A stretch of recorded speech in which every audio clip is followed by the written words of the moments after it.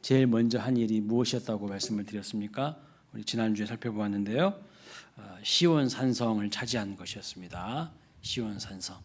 그때까지만 하더라도 그 시온 산성에 여부스 족속이 상당 부분을 차지하고 있었기 때문에 다윗이 왕이 된 이후에 첫 번째 한 일은 시온 산성을 차지한 일이었고, 두 번째 한 일은 뭡니까? 그동안 빼앗기고 방치되었던 언약궤, 즉 법궤를 되찾는 일이었습니다. 그래서 본문 1절 2절 다시 한번 보겠습니다. 1절 2절 읽어봅니다. 시작. 다윗이 이스라엘에서 뽑은 무리 3만 명을 다시 모으고 다윗이 일어나 자기와 함께 있는 모든 사람과 더불어 바알레 유다로 가서 거기서 하나님의 궤를 메어 오려 하니 그 궤는 그릇들 사이에 저장하신 만군의 여호와의 이름으로 불리는 것이라. 그렇습니다. 다윗이 3만 명의 사람을 뽑았어요.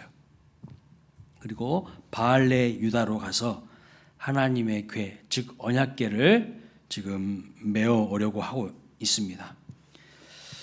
여러분, 이 언약궤는 무엇인지 잘 아시죠? 이 언약궤는 하나님의 임재를 상징하는 물건입니다. 하나님이 하나님의 백성들과 동행하시고 함께 하심을 상징하는 것이죠. 그런데 이 언약궤가 어디에 있다고요? 바알레 유다에 있다고 합니다. 바알레 유다는 어디인가? 사무엘 상에 보시면 기럇 여아림이라는 곳이 있는데 같은 곳입니다. 기럇 여아림의 옛 지명이 바알레 유다입니다. 그래서 원래 언약궤는 지성소 안에 위치해 있어야 돼요. 지성소. 그런데 지금 언약궤가 방치되어 있어요. 오랜 세월 동안 이 언약궤가 방치되었습니다. 왜 그렇게 방치되었을까요? 스토리가 있습니다. 역사가 있어요. 사무엘상 4장에 보면 이스라엘과 블레셋이 전쟁을 하게 되었는데, 이스라엘이 전쟁에서 이제 밀리니까, 전쟁에서 열악한 악종 고투 밀리고 있으니까 이스라엘 백성들이 생각해낸 방법이 뭐냐면 언약궤를 가지고 옵니다. 언약궤. 언약궤만 있으면 우리는 이길 수 있어. 언약궤만 있으면 우리는 백전백승이야. 이런 생각들이 있었어요. 그래서 언약궤를 가지고 오는데, 여러분, 그 이스라엘 백성들의 문제가 뭘까요? 언약궤를 마치 부족처럼 사용한 거예요. 부족처럼. 자기들은 마음 중심에 하나님을 경외하는 마음은 없어요. 하나님 말씀에 순종하는 마음은 없어요. 근데 언약궤만 가지고 오면 이길 수 있다고 생각한 거예요. 그러니까 부족처럼 사용한 것이죠. 이 언약궤가 있어야 될 장소는 분명 성막의 지성소 안에 있어야 됩니다. 그런데 언약궤를 자기들 마음대로 함부로 옮겨요. 전쟁터로 끌어온 것입니다. 평소에는 하나님을 믿지도 않고 하나님의 뜻대로 살지도 않으면서 이제 전쟁에서 불리해지니까, 삶이 좀 어려워지니까 뭐라도 해야겠다는 심정으로 언약궤를 부족처럼 사용한 겁니다. 하나님 말씀대로 살지도 않고 하나님 뜻대로 살지도 않은 것에 대해서 회개는 하지도 않은 채, 마음은 찢지도 않은 채 그냥 부족처럼 사용한 거예요. 전쟁에서 이겼을까요? 졌을까요? 졌지요, 당연히. 부족처럼 언약궤를 사용하는데 어떻게 전쟁에서 이길 수가 있겠습니까? 그래서 전쟁에서 지고요, 블레셋에게 이 언약궤를 그냥 빼앗깁니다. 블레셋 군사들이 가지고 가요. 빼앗아서 가버리는 거예요. 참, 근데 이상한 일이 벌어집니다. 이 언약궤를 빼앗겨서 블레셋 군사들에게 빼앗겨가지고 블레셋 사람들이 섬기는 다곤 신이 있어서 다곤 신상 앞에다가 딱 이 블레셋 언약궤를 갖다 두었습니다. 그런데 아침에 일어나 보니까요, 다곤 신상이 이 언약궤 앞에서 엎드려져 있는 거예요. 신기한 일이 일어났어요. 이게 어떻게 된 일이지? 하고 다시 다곤 신상을요 세워두었습니다. 그런데 그 이튿날 또 아침에 일어나 보니까 그 이튿날 어떤 일이 일어났는가? 다곤 신상에 목이 부러져 있고요, 손목이 잘려져 있어요. 그리고 갑자기 독종 재앙이 이스라엘 땅에 임하기 시작합니다. 독종 재앙. 그래서 이 언약궤를 이 블레셋 사람들이 다시 돌려줘야 되겠다고 생각을 하는 거예요. 이 언약궤 때문에 지금 다곤 신상이 목이 부러지고 손목이 잘리고 온 블레셋 땅에 독종 재앙이 임하는 것을 보면서 이것은 분명 언약궤 때문에 그런 것 같다고 다시 이스라엘에게 돌려주려고 하는 것이죠. 그러니까 자기들에게 임한 재앙이 언약궤 때문이라고 생각하면서 일종의 실험을 한 가지 합니다. 테스트를 해요. 어떤 테스트냐면 막 새끼를 낳은 암소 2마리한테 이 언약궤를 실은 수레를 끌고 앞으로 가게 해요. 앞으로 가게 합니다. 그때 아기 송아지들은 뒤에서 막 울죠. 엄마랑 떨어지기 싫으니까. 그러면 엄마 소가 아기 송아지들의 울음소리를 듣고 다시 그 아기 송아지들이 있는 곳으로 뒤로 돌아가면 이것은 정상이잖아요. 당연히 엄마 소에게는 모성애가 있으니까. 그래서 송아지에게로 돌아가면 정상이니까. 그것은 언약궤 때문이 아니다. 이렇게 해석한 거예요. 그런데 만약에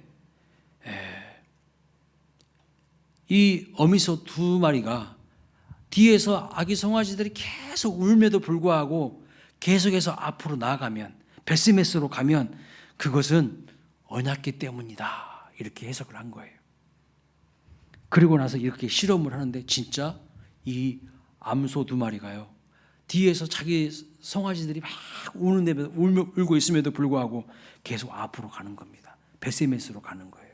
그래서 이 재앙은 언약궤 때문에 생긴 재앙이라는 것을 해석하고 알게 되는 것이죠. 여러분 이 내용 다 알고 계시죠? 네. 얼굴 표정 보니까 모르신 것 같아.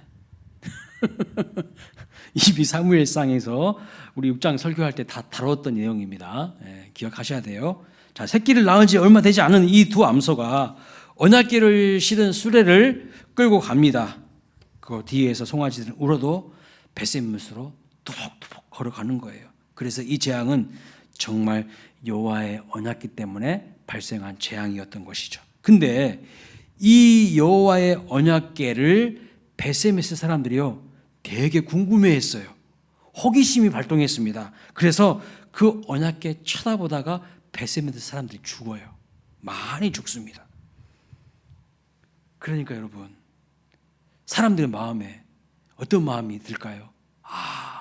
언약궤 잘못 건드렸다가는 작살나. 언약궤 잘못 건드렸다가는 큰일 나. 이런 생각이 드는 거예요.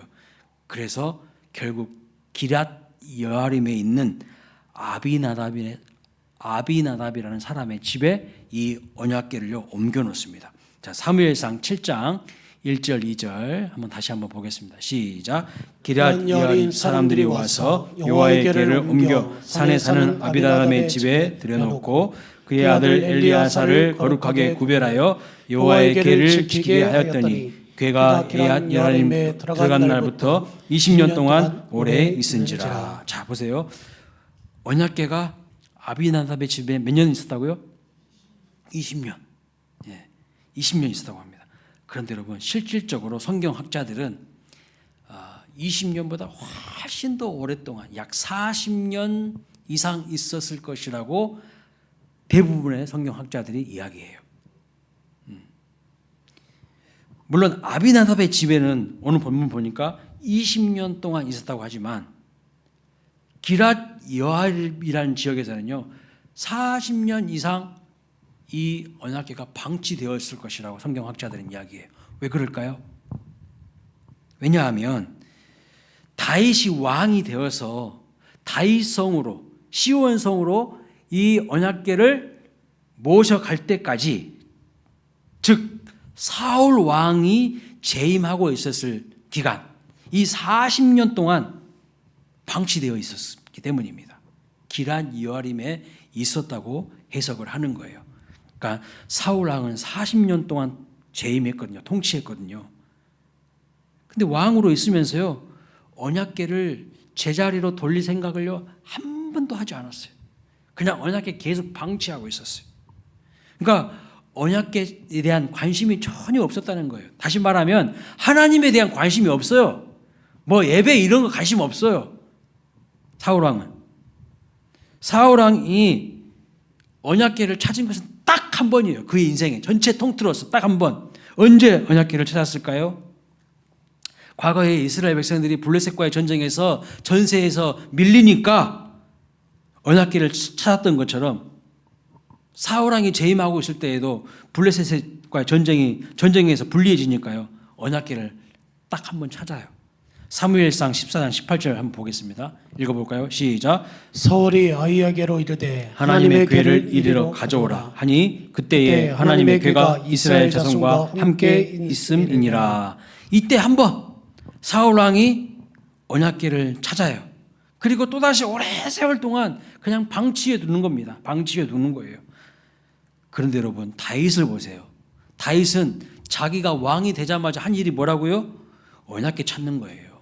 첫 번째는 시온산성 차지한 일이었고 두 번째는 언약궤를 자기가 차지한 그 시온산성 다윗성으로 모시고 오는 일을 지금 하는 것이죠. 그러니까 다윗은 사울 왕과는요 마음이 전혀 달랐어요. 마음의 태도가 완전히 달라요. 다윗은 마음이 달라요. 마음이 사울 왕과 마음이 달라요. 다윗은 여호와의 언약궤가 방치되어 있는 것을요 너무나도 안타깝게 생각했어요. 그래서 시편 132편을 보시면요 다윗이 이 언약궤를 어떻게 생각했는지에 대한 절절한 마음이 묻어나는 시편을 볼 수가 있습니다. 그의 고백을 볼 수가 있는데 이렇게 표현합니다. 읽어볼까요?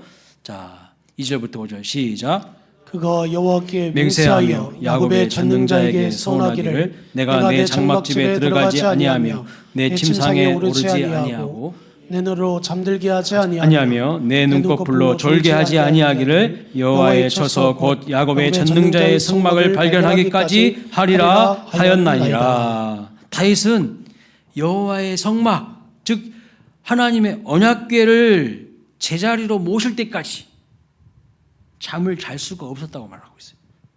잠 자지 않겠다고 이렇게 말하고 있어요.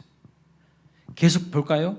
132편 6절 8절도 한번 보겠습니다. 시작. 우리가 그것이 에브라다에 있다함을 들었더니 나무 밭에서 찾았도다. 우리가 그의 계신 곳으로 들어가서 그의 발등상 앞에서 엎드려 예배하리로다. 여호와여 일어나사 주의 권능의 궤와 함께 평안한 곳으로 들어가소서.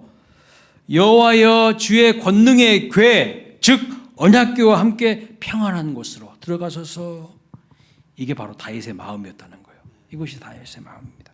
하나님의 언약궤가 방치되어 있었는데 나는 좋은 집에서 발 뻗고 편안하게 잘 수가 없다. 이렇게 이야기하고 있는 거예요. 이 시편 132편은 여호와의 언약궤를 향한 다윗의 간절한 마음을 보여주고 있어요. 다윗의 이런 하나님을 향한 마음은요. 오늘 본문 1절 말씀에 보니까 언약궤를 이제 방치하지 않고 다윗성으로 모시려고 하는데 얼마의 사람들을 동원합니까? 오늘 본문 1절 보세요. 3만 명 사람을 뽑아요. 3만 명. 어마어마한 인원들을 뽑아요. 그 언약궤가 뭐 얼마나 크지도 않아요. 근데 그 언약궤에 모시려고 3만 명의 사람들을 뽑아요. 그리고 다윗성으로 옮기려고 합니다. 그리고 5절에 보면 잣나무로 만든 여러 가지 악기, 수금, 비파, 소금, 양금, 제금으로 여호와 앞에서 여기서 말하는 여호와 앞에서란 말은 언약궤 앞에서란 말이에요. 언약궤 앞에서 연주하며 화려하고 장엄한 퍼레이드를 펼치고 있는 것을 볼 수가 있어요.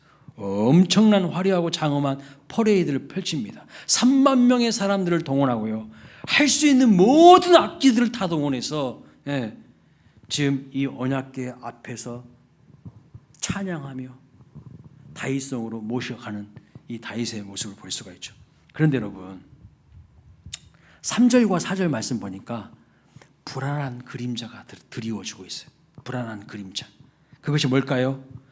그들이 여호와의 언약궤를 수레에다가 싣고 나오는 것입니다. 결국 6절에 보면 나곤의 타작마당에 이르러서 소들이 뛰었어요. 소들이 뛰니까 이 수레에 실어져 있던 언약궤가 떨어질 그런 위기가 되니까 웃사라는 사람이요, 그것을 자기 손으로 딱 언약궤를요 붙들었어요. 여러분, 결국 어떤 사고가 발생합니까? 7절 말씀 볼까요? 7절 말씀 읽어봅니다. 시작. 여호와 하나님이 웃사가 잘못함으로 진노하사 그를 그곳에서 치시니 그가 거기 하나님의 교회 곁에서 죽으니라. 하나님이 웃사를 죽게 하셨다고 말씀하고 있어요. 왜요? 언약궤가 수레에서 떨어지니까 그 언약궤를 만진 것이, 붙든 것이 이유였다는 거예요. 여러분, 이거 우리는 잘 이해가 안 되죠. 이게 당연한 거 아니에요? 언약궤가 서가 뛰니까 수레가 흔들릴 거 아니에요. 그러면 그 수레에 있는 언약궤도 떨어질 그런 상황에 처해니까 당연히 떨어지지 않도록 붙든 것은 잘한 거 아니에요? 근데 왜 하나님이 이런 웃사를 그 자리에서 그냥 즉사시키셨을까요? 잘 이해가 안 돼요. 아니, 수레에서 언약궤가 떨어지려고 하면 우리는 누구나 그 떨어지지 못하도록 만지는 거 당연한 거 아닙니까? 하나님이 어찌 이렇게 부당하십니까? 웃사가 뭘 잘못했다고 이러시는 겁니까? 이런 생각 들지 않으십니까? 이렇게 질문하는 것이 전혀 이상하지 않아요. 그렇죠? 그런데 여러분, 이거는 성경을 모르면 그 이상하게 볼 수밖에 없어요. 당연히. 민수기 4장 15절 말씀을 한번 읽어보겠습니다. 민수기 4장 15절 시작. 진영을 떠날 때에 아론과 그의 아들들이 성소와 성소의 모든 기구 덮는 일을 마치거든 고한 자손들이 와서 맬 것이니라. 그러나 성물은 만지지 말라. 그들이 죽으리라. 회막 물건 중에서 이것들은 고한 자손들이 맬 것이며. 여기 보니까 성소와 모든 성소의 기구 덮는 일을 마치는 것은 아론과 그의 아들들이 하도록 하나님이 말씀해 주셨어요. 다른 사람들이 하면 안 돼요. 그리고 언약궤는 누가 메어야 됩니까? 레위 지파의 고핫 자손들만 막대기를 엮어서 어깨에 매서 그것을 움직이도록 한 거예요. 고핫 자손들이 메야 하는 겁니다. 하나님의 언약궤는 레위 지파 중에서 고핫 자손이 어깨에 메고 옮겨야 하는 겁니다. 그런데 오늘 본문을 보니까 레위 지파도 전혀 보이지도 않고 고핫 자손도 보이지 않습니다. 그렇죠? 어느 누구도 언약궤를 만져서는 안 됩니다. 언약궤는 수레에 실어서 옮기는 것이 아니에요. 하나님이 그렇게 하지 말라고 하셨어요. 고핫 자손들이 언약궤를 막대에 끼워서 어깨에 메고 옮겨야 됩니다. 그러나 이 언약궤를 옮길 때에 이 모든 하나님의 말씀을 지금 위반하고 있어요. 언약궤 옮기는 일은 하나님의 일이고요. 하나님의 일은 하나님의 뜻대로 하나님의 방법대로 시행돼야 합니다. 그러나 다윗과 그의 신하들은요, 하나님의 일을 하면서도 하나님의 법을 따르지 않았어요. 그리고 하나님은 이 일에 대해서 진노하시고 웃사를 죽게 하신 것을 볼 수가 있습니다. 여기에 바로 다윗의 약점이 드러나는 거예요.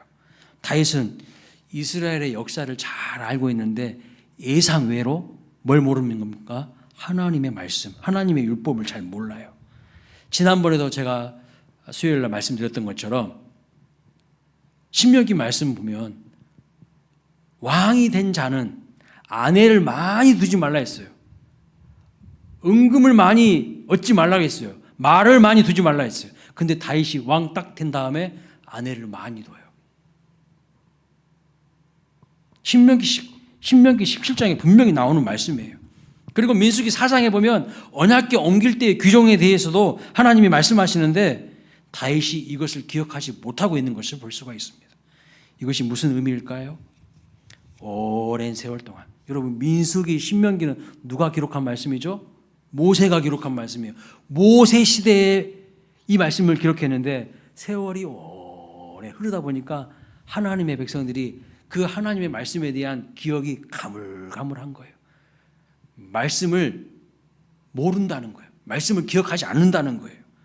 오랜 세월 동안 하나님의 말씀을 기억하지 못했다는 것입니다. 그런데 다윗만 그런 것이 아닙니다. 역대상 13장을 볼까요?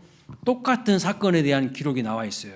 역대상 13장 모든 일을요, 이 일을 지도자들과 상의했어요. 누가요? 다윗이. 읽어봅니다. 시작. 다윗이 천부장과 백부장 곧 모든 지휘관과 더불어 의논하고 다윗이 이스라엘의 온 회중에게 이르되 만일 너희가 좋게 여기고 또 우리 하나님 여호와께로 말미암았으면 우리가 이스라엘 온 땅에 남아 있는 우리 형제와 또 초원에 딸린 성읍에 사는 제사장과 레위 사람에게 전령을 보내 그들을 우리에게로 모이게 하고 우리가 우리 하나님의 길을 우리에게로 옮겨오자. 자, 이 말씀을 보면은 다윗은 분명 언약궤 모셔오는 일을 혼자 독단적으로 결정하지 않았어요.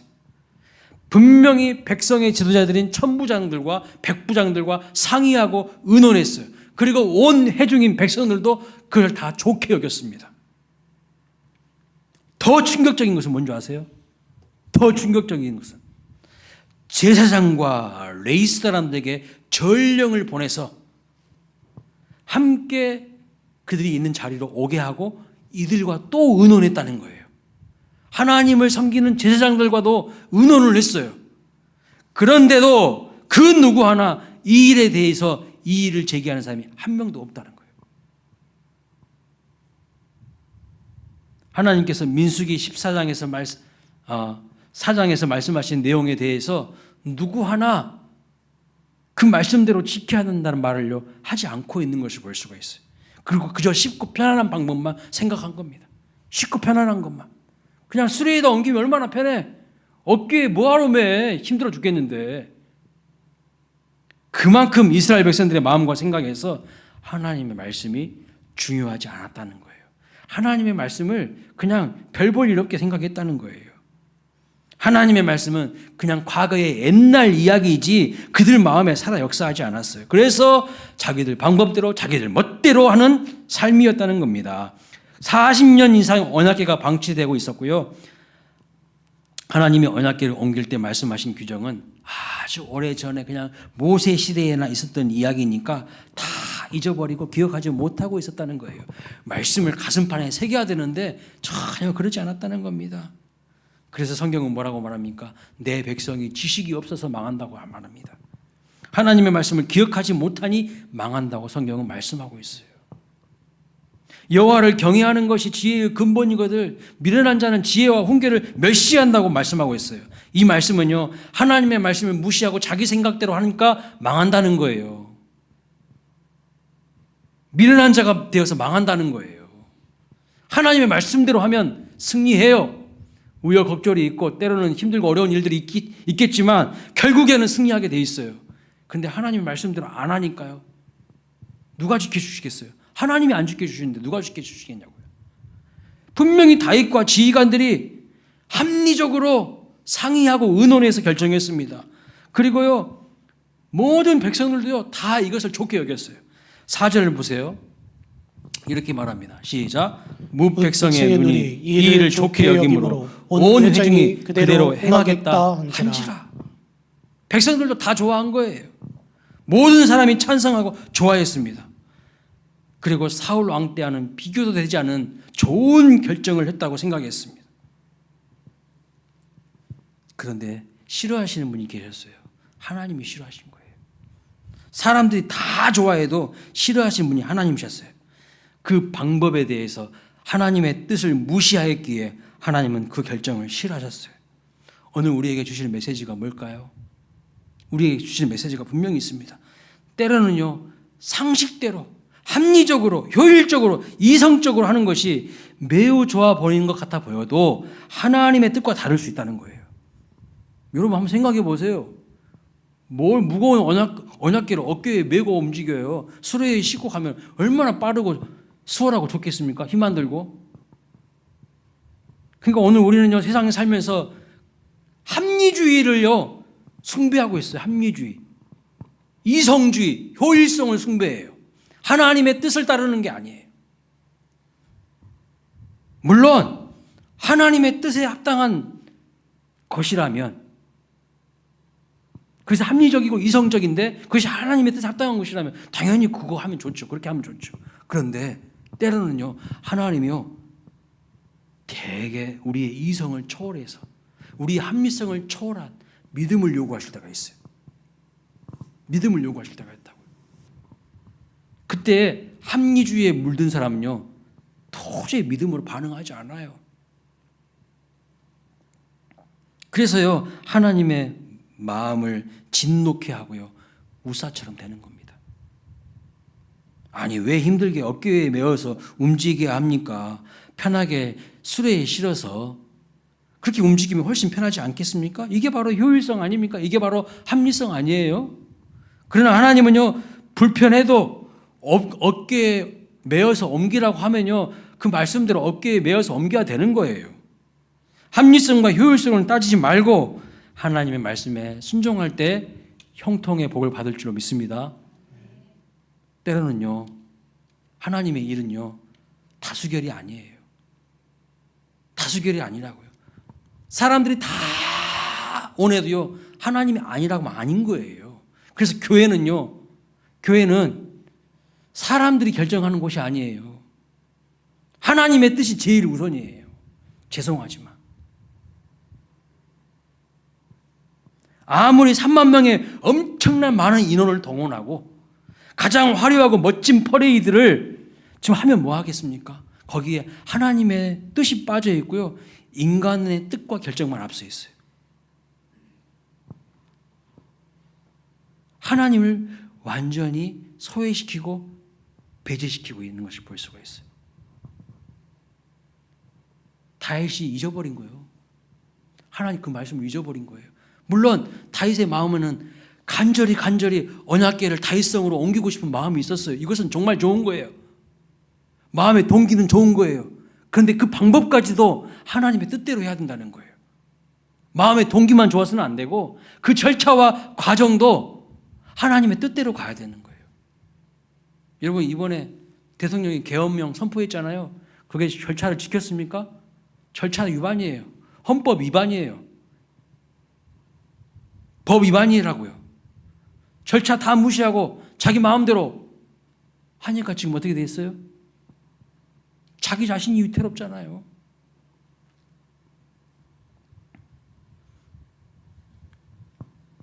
언약궤를 모시는 하나님의 일을 한다고 하면서 오히려 하나님을 배제시키는 바보 같은 짓을 하고 있다는 거예요.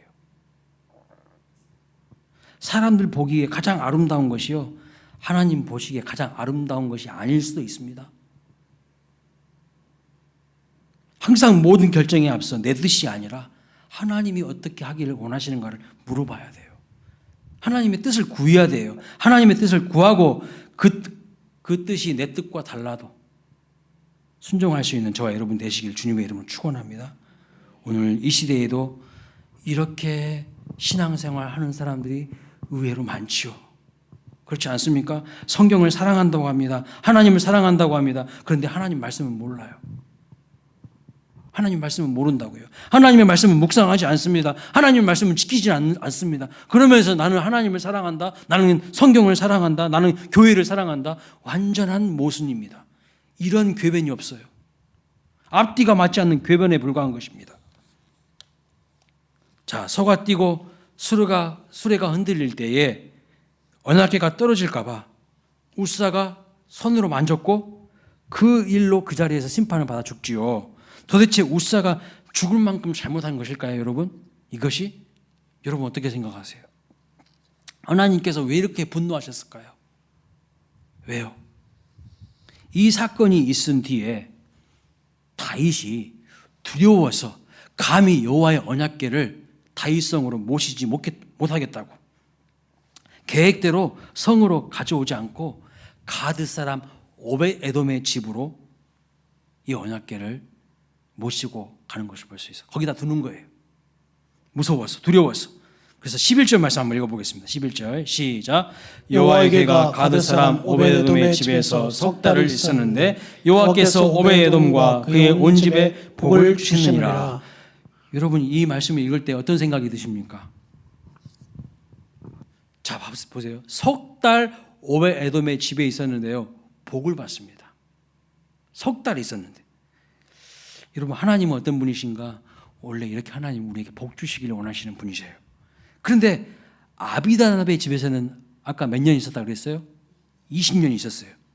사무엘하 7장 2절에 보면 20년 있었어요. 사무엘 상이죠. 그런데 그토록 오랫동안 아비나답의 집에 언약궤가 있었는데 그 집이 복을 받았다는 말씀이 있습니까? 없습니까? 없어요. 20년 동안 있는 집에서는요, 그 집이 복을 받았다는 말이 없는데 오베드에돔의 집에서는 3개월 있었는데 복을 받았대요. 그의 온 집이 복을 받았대요. 참 뭔 차일까요, 이게?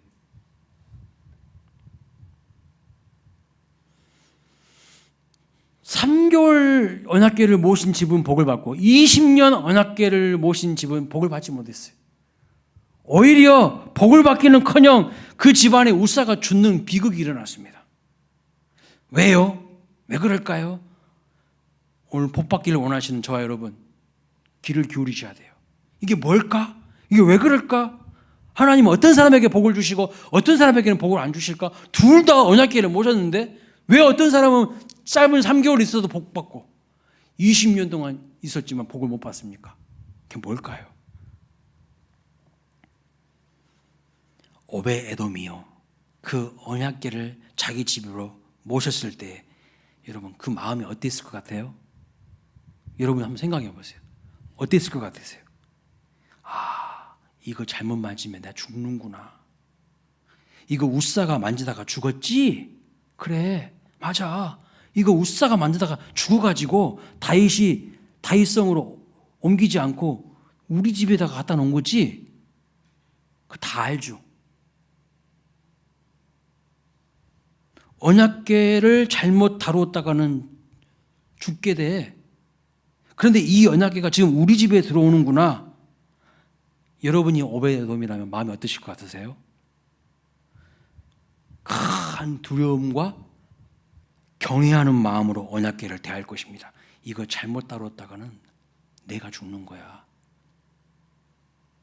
오베에돔은요, 언약궤가 자기 집에 들어오는 것이 하나님이 자기 집으로 들어오는 것처럼 느끼고 경외함으로 언약궤를 모시는 거예요. 경외함으로. 그 마음으로 석 달을 모셨을 뿐인데 복을 받은 거예요.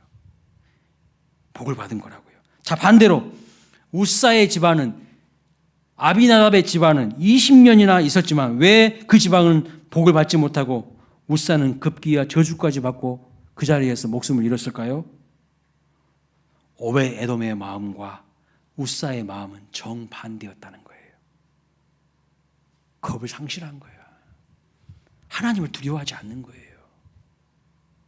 오베에돔은 두려움으로 언약궤를 모셨습니다. 우사가 하나님 말씀 무시하고 하나님 말씀 기억하지 못하고 인간적인 생각대로 언약궤를 대었을 때에 오히려 죽게 된 것을 오베에돔은 알았어요. 그러니 이 교육의 효과로 오베에돔은 하나님을 경외하는 마음이 있었어요. 하나님을 두려워할 줄 아는 마음이 있었어요. 그러나 우사의 마음은 정반대였어요. 하나님 우습게 여기는 거예요. 두려움 없고 하나님 경외하는 마음 없습니다. 사무엘하 6장 7절에 분명히 이렇게 되어 있습니다. 여호와 하나님이 우사가 잘못함으로 말미암아 진노하셨다고 말씀하고 있어요. 우사가 잘못했대요. 영어 성경을 한번 찾아봤어요. 영어 성경을 보니까 불경한 행동으로 말미암아 죽었다고 번역하고 있어요. Because of his irreverent act 이렇게 말하고 있어요. 불경건한 행동으로 그 때문에 죽었다는 거예요. 하나님을 향한 경외감이 없었다는 거예요. 그래서 하나님을 향한 겁을 상실했다는 겁니다. 성경이 사실은 이 이유를 잘 설명하고 있어요. 우리말 성경에서는 그냥 우사가 언약궤가 수레에서 떨어지려고 하니까 언약궤 붙드는 것을 크게 심각한 문제로 드러내지 못하고 있어요. 우리말 성경에서는 그것을 다 표현하지 못하고 있어요. 근데 여러분, 하나님은 사람의 마음을 보시는 분입니다. 사람의 마음 중심을 보시는 거예요. 이 언약궤를 모실 때, 움직일 때 그가 어떤 동기로, 어떤 마음의 태도로 하는지를 보시는 거예요. 마음을 아신다는 거 분명히 말씀하고 있어요. 그러니까 우사가 잘못한 거예요. 우사가 경외하는 마음이 없는 거예요. 그것 때문에 어려움을 당한 것을 볼 수가 있습니다. 왜 그 집안이 언약궤를 20년이나 가지고 있으면서도 복을 받지 못하고 결국 저주를 받았는지 그 이유를요, 시편 132편에서 찾아볼 수가 있어요. 다시 시편 132편 3절부터 6절 말씀 한번 보겠습니다. 다윗이 지은 시인데 다시 한번 보겠습니다. 읽어보겠습니다. 시작. 내가 내 장막집에 들어가지 아니하며 내 침상에 오르지 아니하고 내 눈으로 잠들게 하지 아니하며 내 눈꺼풀로 졸게 하지 아니하기를 여호와의 초소 곧 야곱의 전능자의 성막을 발견하기까지 하리라 하였나이다. 우리가 그것이 에브라다에 있다 함을 들었더니 나무 밭에서 찾았도다. 다윗은요 여호와의 언약궤가 돌아오기까지 잠을 이루지 못했다고 말합니다. 이게 다윗의 마음을 표현하고 있는 거예요. 하나님을 향한 간절한 마음이죠. 그리고 그것을 나무 밭에서 찾았다고 이렇게 말씀하고 있어요. 여기 에브라다는 어디를 말하냐면요 베들레헴을 말합니다. 베들레헴. 이 에브라임 지파의 후손들이 거주했던 곳이 바로 이 에브라임이에요. 에브라다예요. 에브라임 지파의 후손들이. 그리고 다윗의 고향이기도 합니다.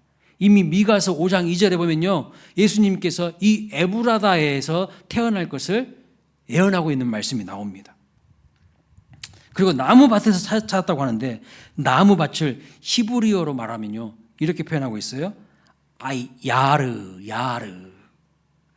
무슨 뜻이냐면 숲이 많은 지역을 말하는 거예요. 숲이 많은 지역. 이 야르에서 기랏 여아림이라는 말이 지명이 나온 겁니다. 그러니까 기랏 여아림은 숲의 성읍이라는 뜻이죠.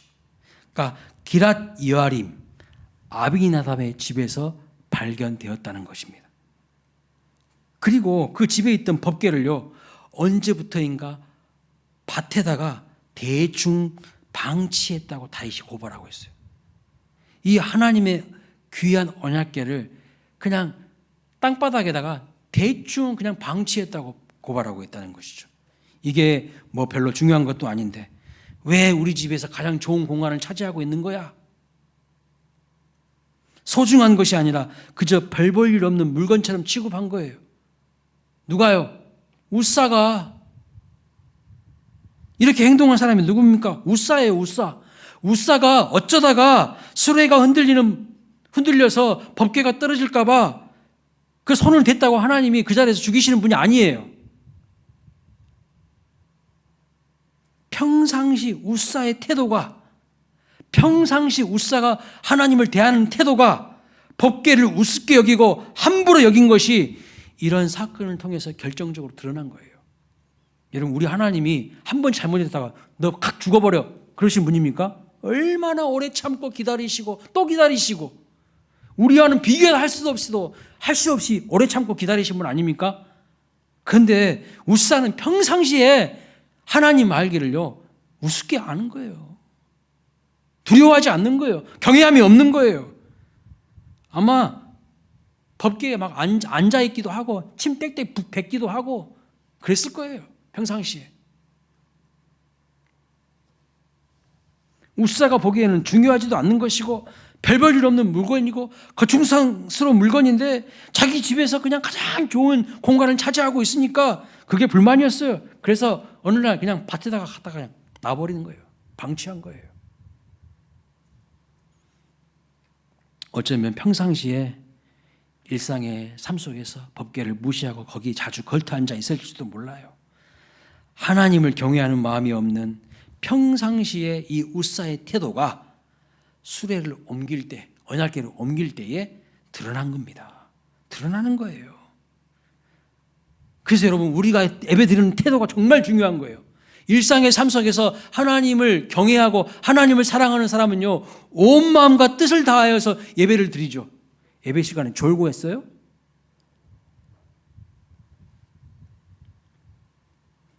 우사에게 법궤는요 그저 자기 마음대로 할 수 있는 물건에 지나지 않았어요. 그저 이 물건은 내 마음대로 할 수 있는 것이라는 생각에 수레가 흔들릴 때 법궤를요 만지는 행동으로 그냥 함부로 드러난 것입니다. 우사의 이런 행동은 하나님을 대하는 오랫동안 그의 생각과 그의 태도가 반영되어 있는 거예요. 하나님을 경외하지 않는 거예요. 근데 오베데돔은요 우사가 그 죽는 모습을 봤잖아요. 알았잖아요. 하나님을 잘못 모시면 큰일 나는구나. 내가 그 자리에서 죽을 수도 있는구나. 그걸 알고 두려워했어요. 다윗도 두려워하고요. 근데 그 두려워하는 마음을, 그 경외심을 가지고 3개월 제대로 하나님을 섬겼더니, 그 언약궤를 모셨더니 그 집안에 복이 임했다고 말씀하고 있어요. 누가 복을 받는가, 누가 복을 받지 못하는가 선명해지지 않습니까? 하나님을 향한 경외심을 가지고 진실하게 하나님을 예배하면요, 단 3개월에도, 그 하나님을 모시면 단 3개월에도 놀라운 축복이 임하게 된다고 말씀하고 있어요. 하지만 하나님을 경외하는 마음 없이 20년 동안 신앙생활하고 예배를 드려도 아무런 복이 없고요, 오히려 심판을 당하고 저주를 받습니다. 우리의 마음의 태도를 주님이 보고 계신다는 거예요. 일상의 삶 속에서 하나님은 어떻게 생각하는지를 하나님 다 아신다는 거예요. 형식적으로 습관적으로 예배드리는 자들은요, 하나님을 경외하지 않는 겁니다. 죄송하지만 하나님을 향한 두려움과 경외한 마음이 없으면 결단코 축복은 없어요. 하나님의 영과 진리로 온 마음 다해 예배하는 자를 찾으시고요, 그 사람에게 복을 주십니다. 믿으십니까? 우리 광일교회 모든 성도님들, 우리 하나님께 큰 복을 받으시길 주님의 이름으로 축원합니다. 그 복을 받기에 앞서 뭐 해야 한다고요? 하나님을 향한 경외하는 마음이 있어야 된다는 거예요. 오늘 말씀을 기억하면서 하나님, 우리 가정이 오벳에돔의 가정 되기를 원합니다. 오벳에돔의 가정이 되기를 원합니다. 복을 주시옵소서. 하나님을 경외하는 마음을 잃지 않게 해주십시오. 하나님, 혹시 내가 신앙생활 오래 하다 보니까 예배 드리는 것이 너무 형식적이고 너무 그냥 마음이 담겨져 있지 않은 그런 예배를 드리고 있지 않습니까? 하나님, 내 마음을 고쳐달라고, 나를 좀 새롭게 해달라고. 그래서 예배 한 번 잘 드리고요, 인생을 성공한 사람도 있어요.